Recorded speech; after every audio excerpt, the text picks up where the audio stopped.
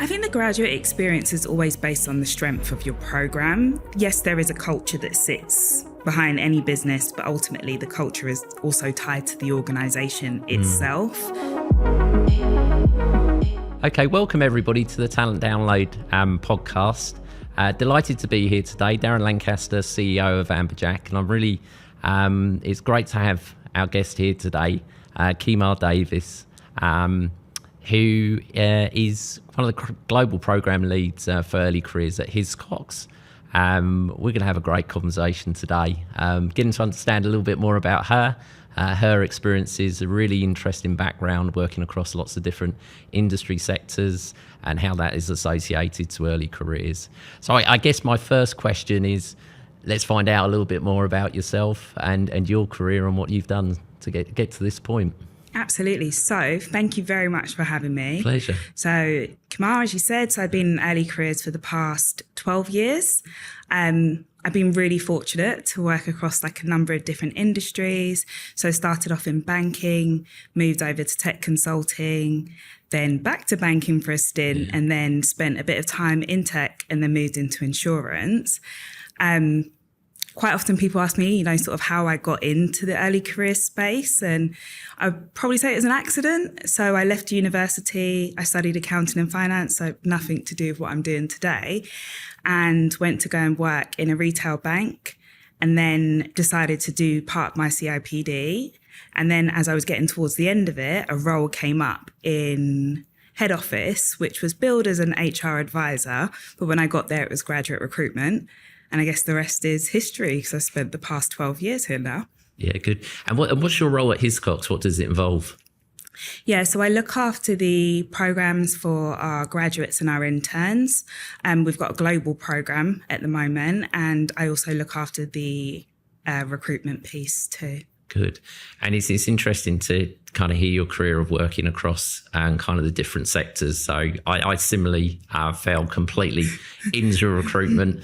It was IT recruitment for me that I started out my career, and but quite quickly got into outsourcing, and similarly kind of within the financial services sector, but seeing kind of different ways of working across sectors, whether that's pharmaceutical and financial services. But I guess from your experiences, do you see any kind of differences around early careers in the different sectors that you've had that kind of exposure in? Sometimes it's sector-specific differences. Yeah. Sometimes it's just program and the way that they choose to run them. I would say banking and finance generally has a bit more governance and structure around the programs that you have, much bigger volumes. So in some of the places that I've worked in, tend to be rotational programs, right? But you're rotating around a specific business area. So at Hiscox, for example, you might rotate around underwriting. For tech, now that was different. So they came into a role.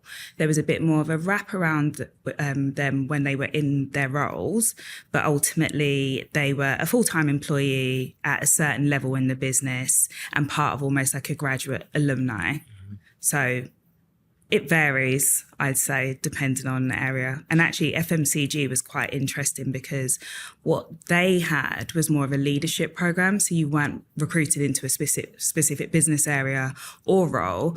Actually, you rotated around anywhere in the business, and it was really designed to build kind of agility and resilience and future leaders of the business. And in that rotational program, do you think that's the best way for the experience from a grad perspective or of what you've seen? I think there's merit in both ways. I do think that the way that most organisations, like the direction that they're moving into, everything feels very fast-paced. Lots of places are on a sprint to 2030 with changing priorities. And what that means, I think, is the skill set that we need to build within the graduates is different now. So you need to build resilience, you need to build agility. And I think the rotational part of the program can really help with that, because it's helping you to understand different business areas really fast, but also, get up to speed and make impact very, very quickly. And I think that's what you need now more so than ever in the business. Probably not just about can you underwrite business, which is yes, important, but it's also, if you need to go over to a different business area, can you survive in that business area? Yeah, I agree. And what's Hiscox's approach, I guess, to early careers? What do they do? Rotational programs? How do they set themselves up?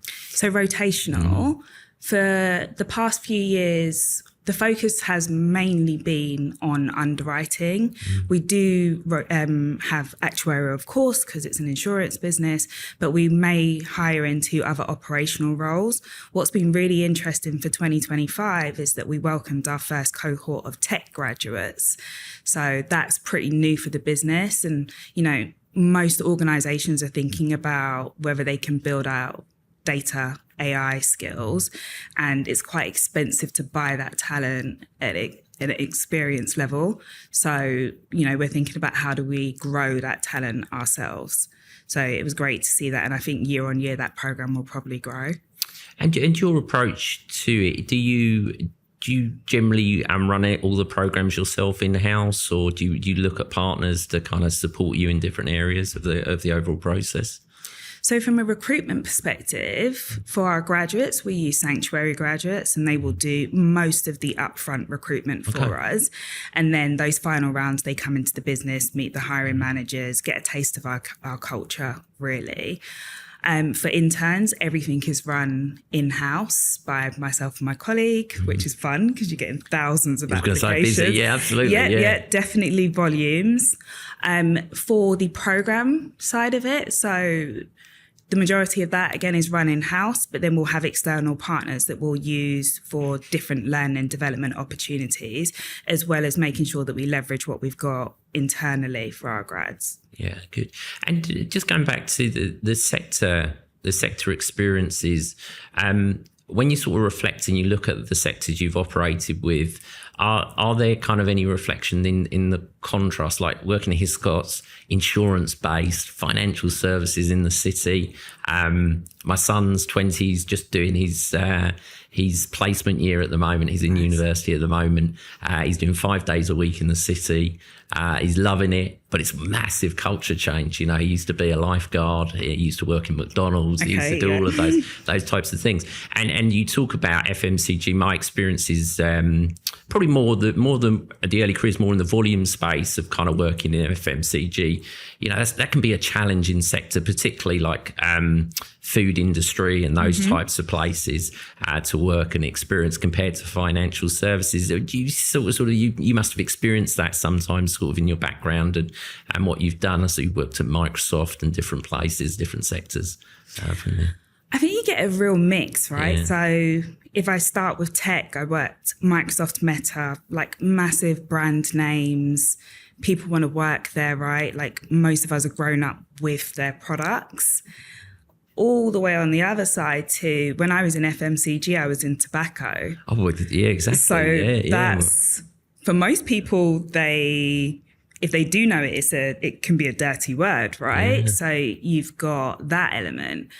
But we still got massive applications. And I believe that was because of the strength of the actual program. So it was a future leaders program. It was rotational. People wanted to come into the business and experience different things, but also be on an accelerated program with the potential to have a leadership opportunity at the end of it. Mm-hmm. So yeah, I think there can be a difference. I think, banking, financial services is a lot more conservative than tech, right? Or tobacco.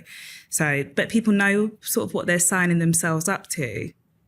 So it's interesting. You worked within the tobacco industry, so quite early on in my career.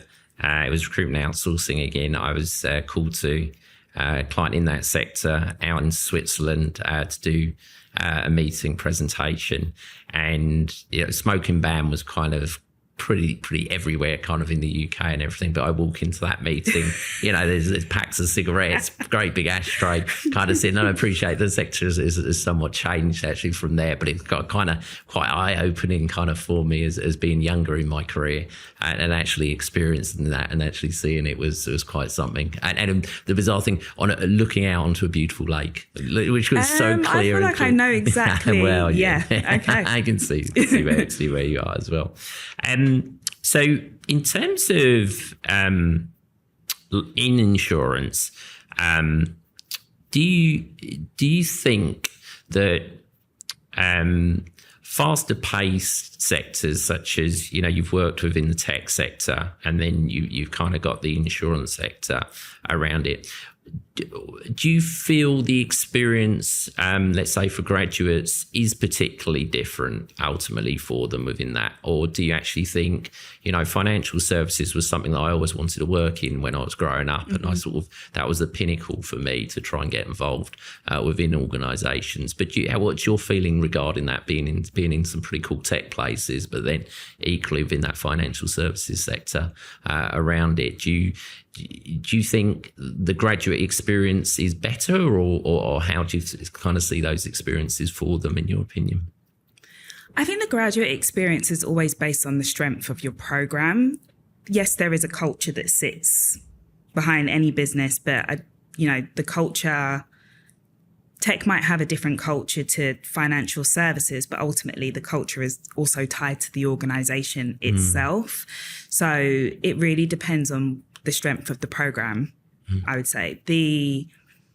I think, graduates are pretty savvy in choosing what programs are right for them.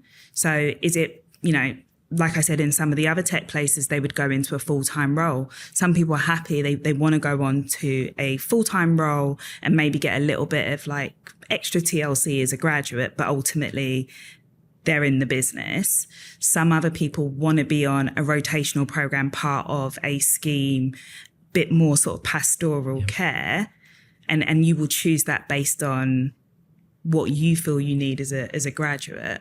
I think it's up to us to really help them understand the differences between those programs and, what you'll get out of one versus what you'll get out of the other. But, people quite often want to go into, it's definitely like this back in the day, but you wanted to go into finance because that's where the money was at, right? Yeah. Let's be honest. Yeah, that's true, yeah. But, tech also pays, right? But I would say that finance feels a little bit more stable than tech these days. So you also need to think about, job stability. Yeah. And how do you, your experiences within financial services to a certain extent, I think you can see it within life sciences, is the regulation piece that kind of comes in within those sectors, which, some sectors don't have to operate within. Do you change anything in terms of the early careers because of that regulation piece, or does that kind of come later in training in the organisation to make sure you're kind of picking that up, or there's things you need to think about? Yeah, yes, financial services is more regulated, but, when I worked at Microsoft, it was uber important that, data was kept safe, right? That's one of the things that we absolutely prided ourselves on, which is no different from if you're in a financial services. I think it's just slightly different regulations, but still regulated either way. What I would say is different in insurance is probably the emphasis on your professional qualifications. So if you're an actuarial, you become chartered. So you might not have that if you're in tech. It's not to say that you're not learning anymore, but there may not be much of a focus on this professional qualification to become a fully fledged underwriter. Yeah, got you. And just at Hiscox at the moment, what's the biggest challenges you're facing at the moment? I'd just read one of the Institute's papers that came out last week. I think they were talking about the application rate sort of 20 years ago to one job was 32, I think, or somewhere near that. I think we're up to 135, 140 maybe applications. But what's your world feel like? How are you seeing things? Yeah, I don't think that this is unique to my world, but absolutely like massive applications. It's easier to put in an application now. Obviously, as the application process goes on, there is more investment that is needed. But in the upfront, you might be getting thousands of applications. But I see a steeper drop-off point than what I've seen before when it comes to the points in the application that might require a little bit more work. So you have to think about how do you I guess, like, how do you combat that, right? Like, the teams aren't necessarily getting any bigger, but the applications are becoming larger. So it's what tech can you put in that process to kind of help you along the way? So definitely more volumes than ever before. But I think the job market generally is challenging. Like, this isn't just a graduate thing, right? You know, if you go and look at any job on LinkedIn, it's been up for a couple of days, it'll be over 100 people have applied, like at no matter what level it is. So I think, the job market generally is a little bit tougher. Yeah, one of my experiences working with a financial services organisation, just putting out a PA applications for a PA to come in, which was relatively straightforward, utilised some specialist job boards to get applications through, and you could generally fill the role. But the problem that you have now is the applications are so high that come in. How do you protect the brand ultimately? So it kind of becomes a decision sometimes to say, are you better to kind of headhunt that PA role ultimately and go and search that person rather than have to deal with the mass sort of applications come through. And I think our world, where we're used to volume applications, early careers, then obviously we can sort of protect that through the use of different technologies to kind of that can assist us. But ultimately, the number of applications coming through is changing the way I think that we need to look at what we do and how do we approach that.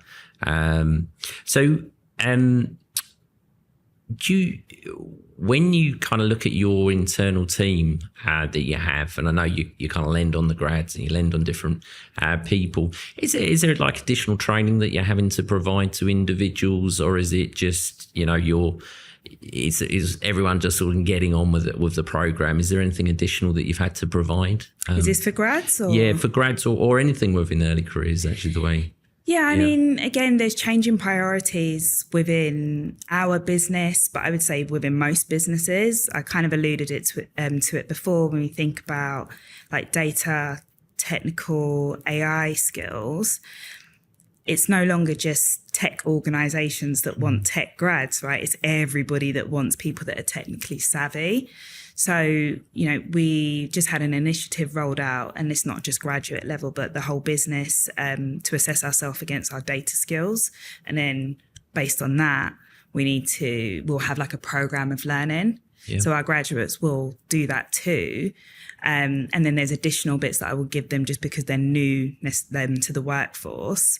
And then there are things that they can leverage that we have online. So like storytelling with data, for example, or like some just basic like Excel skills, they can go off and do those things because we all need to be able to do them. Like, we both work in people HR, but you can't really get by now without being able to tell a story with data or being able to like cut it in a way that like makes sense for the audiences that you're talking to. Yeah, for sure. I think that post hire learning and the way in which you have to kind of support the individual through that process becomes really, really important.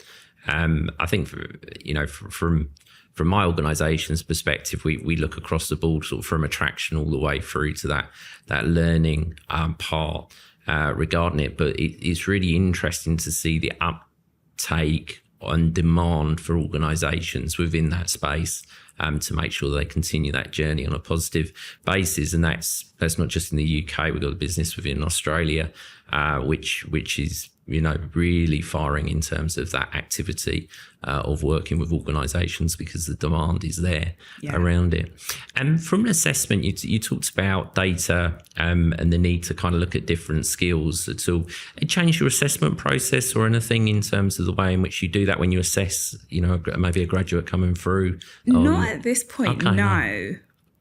I wonder, in an ideal world, I would love to get a bit of like gamification into the assessment to look at some of those skills. But I think that will evolve with the business needs. Like, we don't take on hundreds and hundreds of graduates. So it also needs to make sense against like the number, like the investment that you get in maybe your attraction, your recruitment is also based on like how many people you're hiring, right? So in all the different places that I've worked in, I've worked with like millions of pounds of budgets and maybe like a percentage of that. So, but that was also dependent on how many we were bringing in. Yeah. So not yet is what I'd like to say. Sure. Yeah. And in terms of AI and how that's affecting or quite clearly affecting the world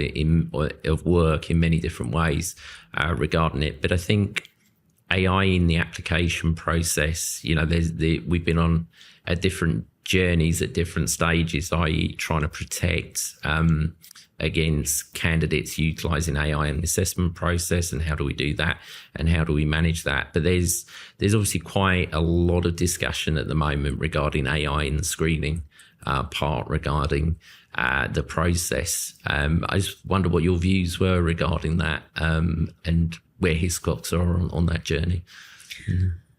I think it's a necessary evil. As I mentioned, I've gone from, huge teams to like much smaller teams, but it doesn't mean that the applications have also followed that trend. They've obviously gone in the opposite direction. I'm a fan of using it as long as it's ethical. So you need to make sure there's governance behind it. Ultimately, the AI isn't necessarily built by the most diverse group of people. So you need to make sure that you're still getting your diversity through and it isn't having a negative effect on certain demographics of people. So I think as long as you've got your checks and balances, then it's okay. I don't think it can ever be the whole process. But I think it can take on elements of that process. But, people are still applying because they want to work for your company. And as people that sit in recruitment, you are the representation of your company. So they need to see what they're applying to. And I think that's really important. I think so. I think there's a potential trade-off, but hopefully not around candidate efficiency and candidate experience ultimately. Experiencing it firsthand with two of my sons, the one that's just graduated, one that, as I said, that's just done the placement.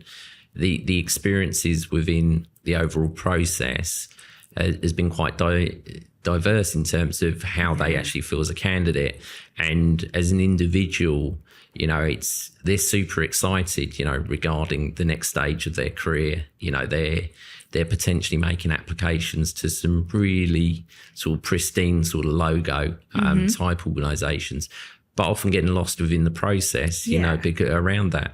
And I think we as an industry, that's our thought process has to be around the candidate experience, that how do we make sure that we do get to touch those candidates that make that application and make sure they feel good or bad, whether they get through the process or not. It's more to do with the overall experience that the feedback was given, they were automated through it. And I think, they are out of, I guess, all of the age categories that we deal with, particularly within recruitment, they're the ones that are probably the most tech savvy, most tech efficient ultimately in what they do and comfortable with it. So I think it's interesting to see how we evolve. Yeah.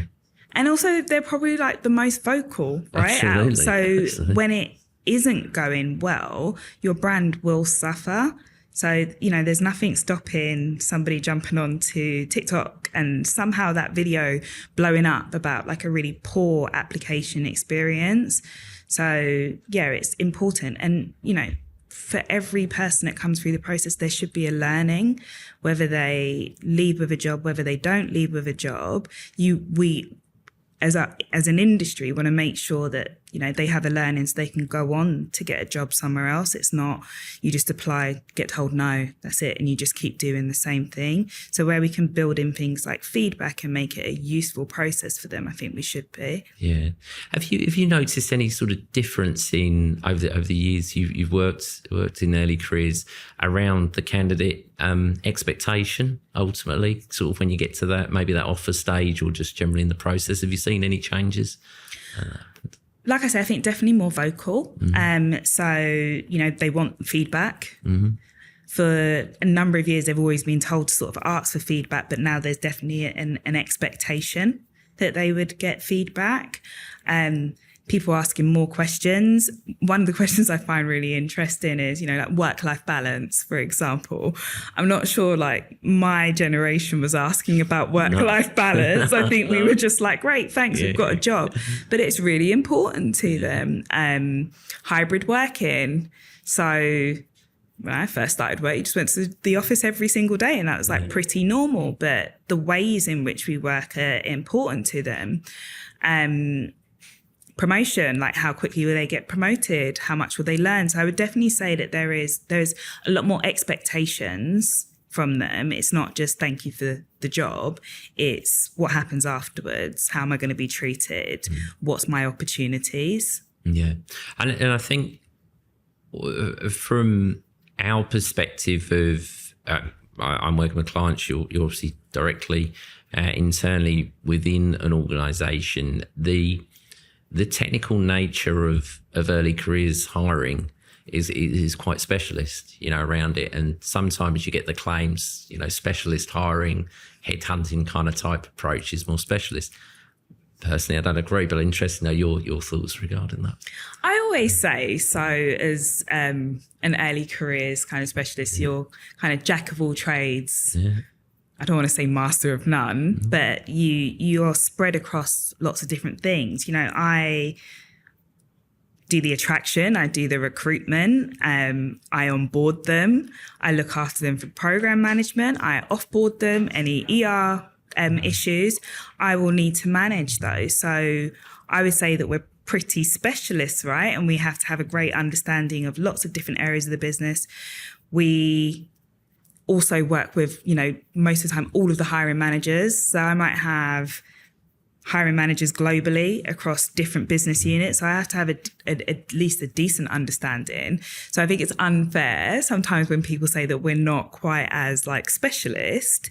We just have to have a broader understanding, I would say, of like the whole business. Yeah.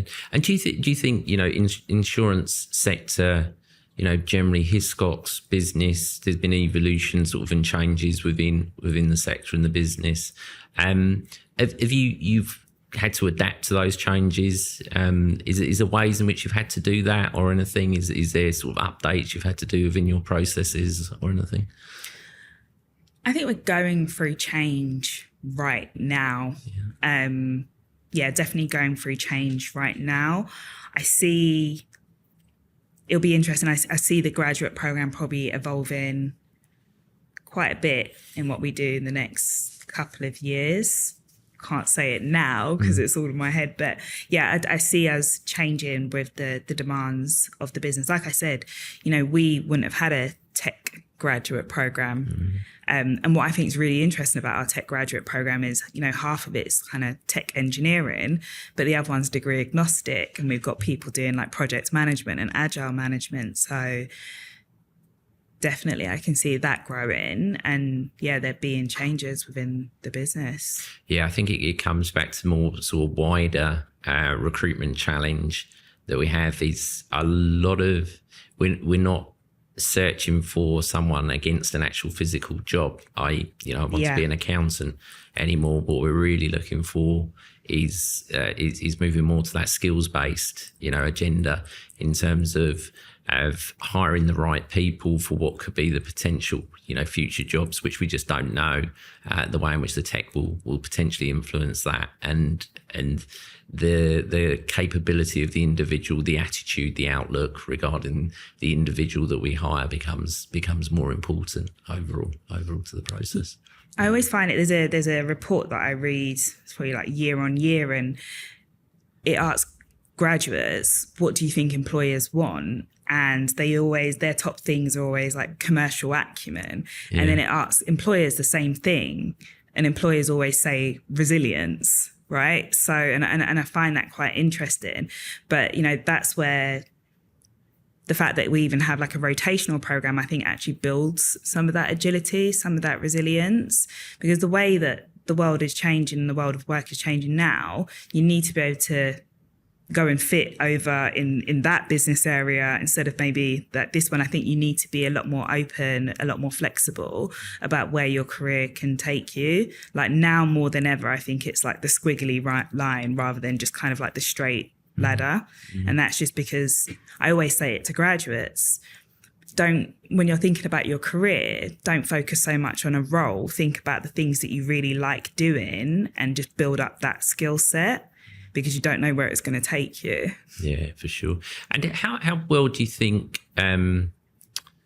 sort of your hiring community, the business leaders, are sort of adapting and changing their outlook to potentially, more of a skills-based, agenda? I think it's quite challenging ultimately around it. I think in classify us as HR just for the general, we talk about it quite a lot now.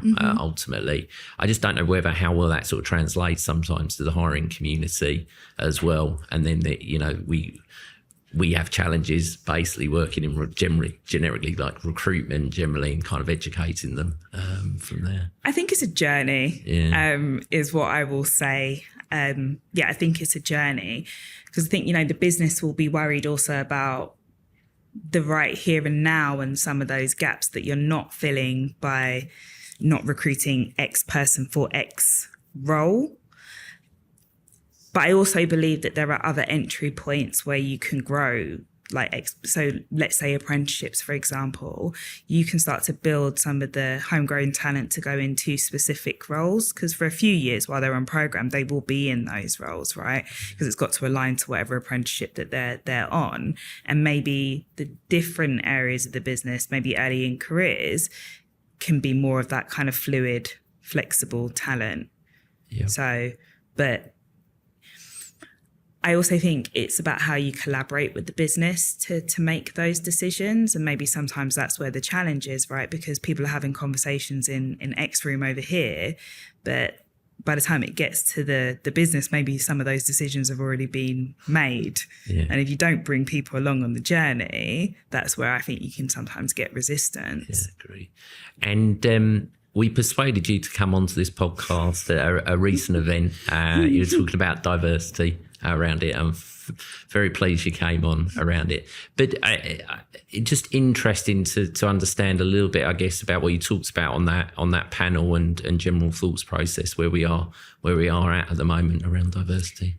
Yeah, so got some very interesting conversations. So it was about the DEI landscape and how global policy can impact what businesses are doing. So when we talk global policy, I think we're referring to what happened in the US and the removal of some of the DEI programs that they had and what sort of impact that's having on UK business, if at all, right? So I would say the landscape looks different. I can't necessarily speak for Hiscox. I've only been there for a year. But what I will say is there is investment there. We have a global head of DEI. Some businesses have gotten rid of their DEI people. So I know, having someone there, it's very important to us. But, I've worked in other businesses where you can kind of see like the funding disappearing from some of the initiatives. I've been really fortunate in my career to also work, to sit on like a few leadership roles within employee resource groups. And you've seen the budgets go from being these big, massive budgets where you can do lots of really interesting and cool things to becoming smaller and smaller and smaller because the investment just isn't there anymore. But I also think that it's not just about global changes. We're in a time where if your area of the business isn't necessarily making money, you're probably losing funding. It's just kind of how it is. Like, I sit in people. I've never been in like one of the rich teams that get to go off and do the really, really fun things. But, so then you'll start to see your funding disappear. So I don't think it's just a global thing. I do also think it's a change in times that we're in the world of work where people are looking at costs a little bit more, with scrutiny. Yeah, and maybe that changes. I do think, we've been in, certainly from a financial perspective, it's been quite a challenging period. If you if you put everything into, not that you can't put things in buckets like COVID, but you've got kind of life changing events that basically happen to us, which we grow through. And then there potentially was always the financial turmoil that was potentially going to come a little bit further down the line in terms of how that felt. Particularly for us, I guess, living in a recruitment world, it's been quite a challenging period over the last couple of years, a few years, for us, and the different focus around D&I and those types of agendas. It was number one, I think, only like a couple of years ago, when you'd survey generally HR professionals out of what the number one priority was. And unfortunately, that slipped a little bit, I think, generally around it. So I think it's important from our perspective in it is to continue that conversation, with our business leaders, ultimately to make sure it does have relevance, definitely, that we're the ones that making sure the process does facilitate it. Because as you spoke about, for an AI perspective and how that introduced into recruitment, we got to make sure it's fair, ultimately in the way in which it's looking at candidates. I mean, I think I would say I'm very fortunate where I am right now. We get to partner with like a number of different organizations. So from a recruitment perspective, I think, we're doing pretty well in the early career space. But to your point, it was hot topic around George Floyd's murder. But where we are today, it seems to have just dropped off of the radar. It's just not as important. And for someone who is diverse, you do kind of look at that. And I would say students do too, right? So that's another question I get asked quite a bit around like what your policies around DEI, like how do you make people feel included in the business? So this demographic definitely cares about it. So we should all think it's very important in our day jobs. Yeah, agreed. So I'll put you on the spot a little bit now in terms of it. What do you think the next few years look like for early careers? How do you see the world changing a little bit? Or does it change, I guess, ultimately? Can I tell you what I hope? Yeah, of course. I really hope that generally that we start to hire more early careers. I think what we're seeing is a lot of grads out on the market generally, and that makes me quite upset. So I'm hoping that we have lots more entry points for graduates to come into businesses. How do I see our programs changing? I think that we will potentially get more tech heavy than we ever have, which I think should be quite interesting, because it's almost like going back home, but not going back home because I'm still in insurance. I hope that there would be more investment in DEI, and that comes back to the forefront of everyone's mind. And then another hope is that the job market stabilizes a bit, right? Because it feels, and it's not just for early careers, I think it just feels a little bit chaotic. So yeah, I'd agree. And what's your view around, as you said there, AI is not going away. AI is going to be more introduced towards the recruitment processes generically, but also within early careers around it. How do you think the human touch part needs to kind of balance that out ultimately? How can we as humans make sure that we still run the best programs, I guess, ultimately? I think we can have, I said before, I think we can have AI in some of the part of the funnel where you're seeing so much applications, right?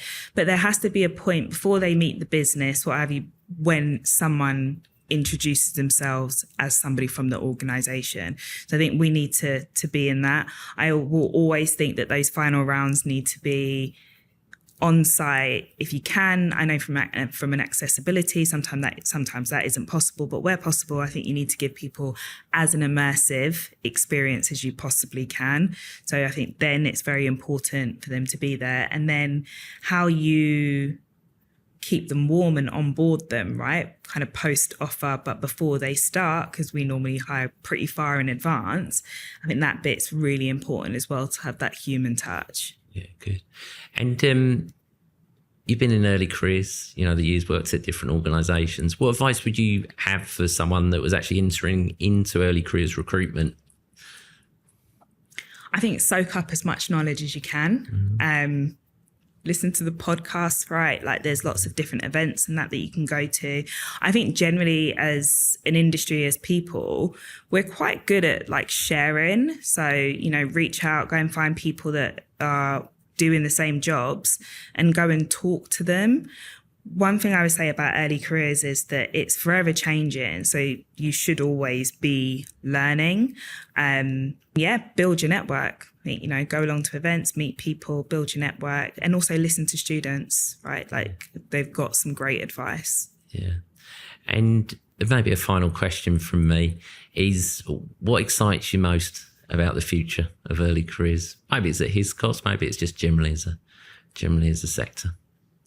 I think early careers, there's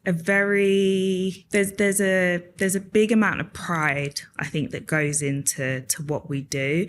I still am connected to people that I hired 6, 7, 8, 9 years ago, and I'm watching them now win awards. There is something very satisfying about being part of that journey. So that kind of like social value bit and the impact that you can have always makes me really happy. And it's probably the reason why I've stayed so long. I also think that there's also some fun in being able to excite people about opportunities that they maybe never thought was for them. So for example, like insurance isn't necessarily everybody's first choice, but it's such an interesting place to go and to be in. And the work that we're doing is like fascinating. So to be able to go and talk to students about that and get them excited to work with us is incredible. So yeah, I think that kind of giving back piece is the bit that has kept me here for as long as it has. Good. I said it was my last question, but I've got some fun ones kind of to last with, so I couldn't let you go without doing them. So these are kind of like quick fire questions for you to answer, and you can try and answer them with one word. So I'll go for my first one. One word to describe the future of early careers recruitment. Innovative. The most important skill for tomorrow's graduate. Resilience. One thing you wish every candidate knew before applying. Their why. And finally, your proudest moment working in early careers. Changing the demographic of Microsoft's graduates. Yeah, good on you.